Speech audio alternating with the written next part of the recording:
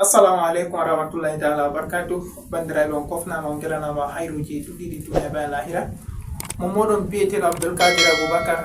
Inchallah en wardi ɓe vidéo kesol ɗo gewtede en gewtina ha vidéo ji jalinoɗi. Vidéo ɓe premier en waɗi bayani no en heɓirta application ji nen mumtirta photoji boɗɗi irada sticker ji be ko nandi be majum. Vidéo deuxième bo en waɗi no en heɓirta application majum. Troisième vidéo meɗen hande premier en heɓiri en waɗi vidéo en heɓirta application ji majum photo editor be background eraser. ɓawo nden heɓi background eraser photo editor pixel lab. ɓawonta ɗon hande bo en vidéo meɗen ɗiɗaɓol en waɗi ne ɗiɗɗinta photo ko woni ɓawo meɗen mana background je wonata ɓawo meɗen. ɓawo en waɗi vidéo nen ɗiɗɗinta background ko woni je wonata ɓawo meɗen hande en hollan ne en fuɗɗirta hutinirgo be pixel lab ngam en hollini en huwirtinirta be application ji ɗiɗi ɗo kam en hollayni en hutinirta be pixel lab ngam application ji ɗiya kam ɗum toɓɓere be on ha fuɗɗam momtugo photo majum. Ta waɗi bi yakunu wa bi yakunu ma yakunu ko be toɓɓere be ɗo ko latoto laati be maare ko kala ɗum ko latoto fuu bo latoto ngam majum toya kan ɗum laatake ɗum toɓɓere be majum en fuɗɗi petel ɗum kanjum on wonanta en nema en poti ngaɗa bayanen ɗum kanjum on latoto toɓɓere majum je fuɗɗa ha kugal meɗen kanjum ka en timmidiri be majum ko bo en wi'a en fuɗɗi kanjum ka en yottake ma reta ha en calake ma reta application photo editor nder temmere en keɓi 90 kam foti en mbiya fanni ɓurata sappo tan lutti ha ton amma pixel lab nder temmere en keɓi gotel ayi kadi pixel lab kanjum on wonte ɗon mooɓi kala ko huwete majum pat nder pixel lab on woni en holli seɗɗa nder pixel lab majum hande en haɓɓi hollugo ha vidéo meɗen je yesoro inchallah laarugo en maray haji vidéo meɗen man juuta en waɗi vidéo majum ngol ramman seɗɗa ngol ɓurata hocugo minti 10 yago 11 ko 12 bana ni en mara haji vidéo ji meɗen ɗo juuta ngam to ni juuti ɗum sargan laaroɓe ɗum saflan hakkiloji seɗɗa amma to en ɗo hoosi ɗum épisode ha dedei no Allah woyi ɗum haɗa dow bana ni majum en hollan seɗɗa nder kuugal pixel lab bana ni na ɗo on wakkati hidde koye nasta nder vidéo majum to a keso min noon tore useni a habda abona ha chaine meɗen je Fasaha TV. ɓawata aboni ha chaine Fasaha TV kala vidéo meɗen je a laari fuu bo a ɓiɗana en like ɓawata a ɓiɗɗi like a partage hana sobira mara heɓa kamɓe aɓe nafitoro be vidéo ji majum inchallah to na ɓe onnugo wakkati en nasta nder vidéo majum bana ni intro production.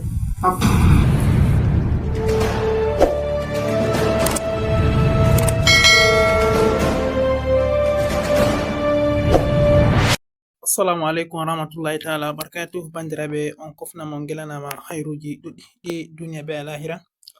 Mon moɗon bi'eteɗo Abdulkadir Abubakar. Inchallah mi ɗo hofna kala goto menen fu en wardi be vidéo kesol dow ko larani application meɗen je pixel lab. En wolwi bayaniji do application je photo editor hawtade background eraser. To hande en hollan petel nder kuuɗe je pixel lab inchallah. To na ɓe wonnugo wakkati en giɗa vidéo meɗen juuta bayani ko wollete pat en wolwi daga fuɗɗam vidéo en nasta bana ni en tefa application meɗen je pixel lab mi tammini a arti a télécharge application man a yiyangel ha téléphone maɗa bana ni. Ta nasti application man bana ni to kesum a nasti hollatama ɗo direct waddante bana ni to waddanma bana ni aran man sai a wara a hosa a wogga bindi haɗɗo ha yiyata nda alama kondo je woggugo kuje. Ta woggi bindi majum a yiyan ɗo on yeso application maɗa je pixel lab majum bana ni haɗɗo a yiyan nda ɗo windi pixel lab haɗɗo a yiyan nda plus ta i plus waddante kujeji ɗuɗɗe banni nda text pellel windugo to woli ko giɗɗa windugo ɓawo test kam en timminan bayaniji meɗen fu dow hollugo application man no ngel hutinirte hidde ko en puɗɗa momtugo photo meɗen.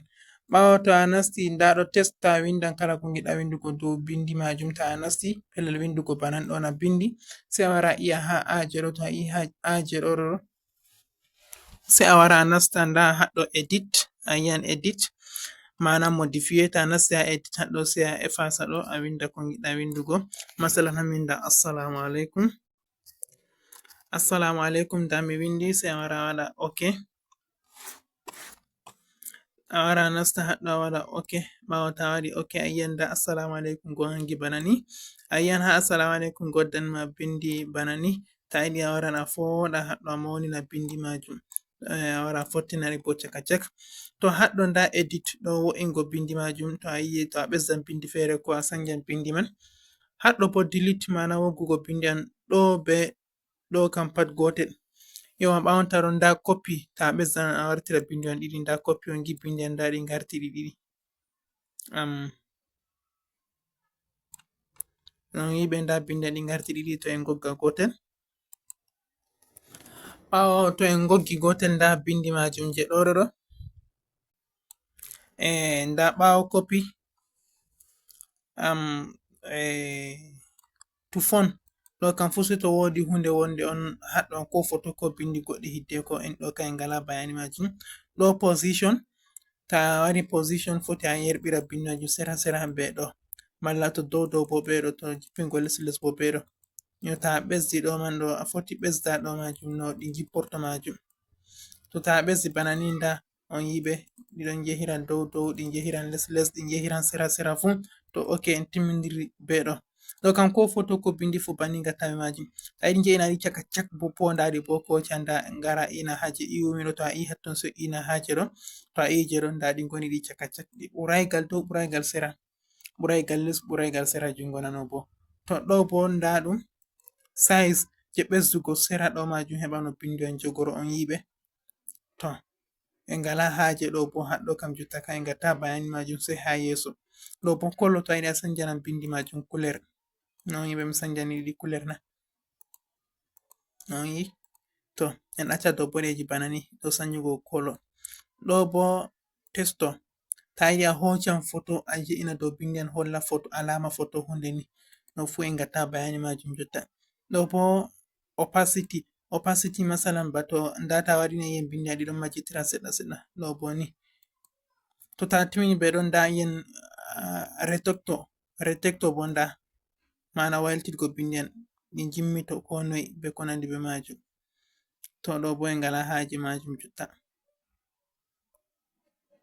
en ngaɗan reset en accaɗi bana ni.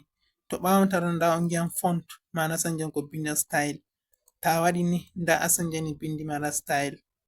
Ɓawo font man ɗo mari kujeji ɗuɗɗi sosai, nda ɗo a suɓan ni je giɗɗa an kam ha font majum ɗo, nda font man ɗuɗɗum bana ni, no fu font je sanjango bindi maɗa style. To en timmidiri be je ɗo, nda be je ngi'ata je manga ɗo bo mauningo bindi majum, no on yiɗi mauni, ɗo bo wallingodi, ɗo bo waɗangodi didol ha les. To en timmidiri be ɗo bo en ngara en nasta background, ɗo bo ta waɗanan bindi majum background hunde ha ɓawo muɗum, no on yi. To on yiɗi on sanjanan background man kuler, nda bana ɗo en ngaɗi background kuler noir. Ɗo bo je'ingo bindi an caka cak, to bindi an ɗiɗo ɗuɗi ta ini haɗo ɗi ngonan ɗiɗo poti kalkal caka cak. To mashallah ɗo bo no on yi, ɗo bo mauningo background majum. En timmidiri be ɗo bo. Ɗo bo stroke, masalan ha bindi man ɗo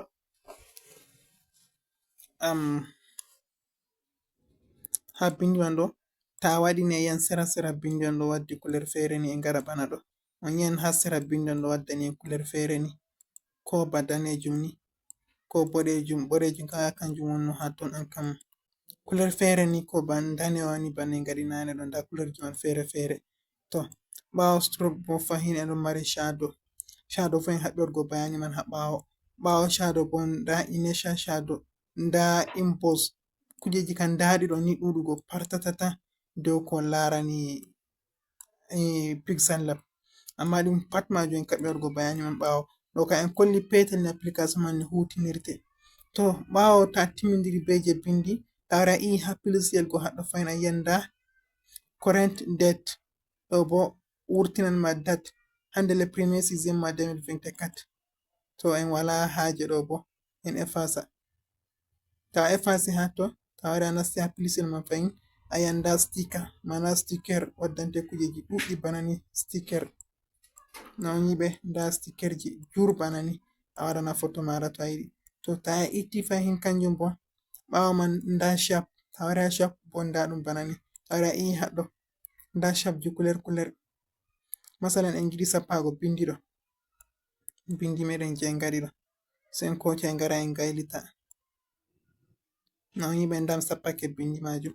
Ta yiɗi a sanjana ɗum kuler, ta wari haɗɗo a waɗana ɗo man ɗo kuler, waɗa kuler rouge, non yiɓe.